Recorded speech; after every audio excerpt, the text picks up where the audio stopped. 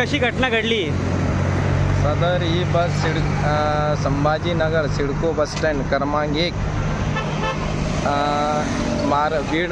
बीड मार्गावर मार्गस्थ होत असताना एअरपोर्टचे समोर त्यांचा टायर पंक्चर झाला आणि ते टायर बाहेर पडला आणि प्रवासी 20 ते 25 प्रवासी होते.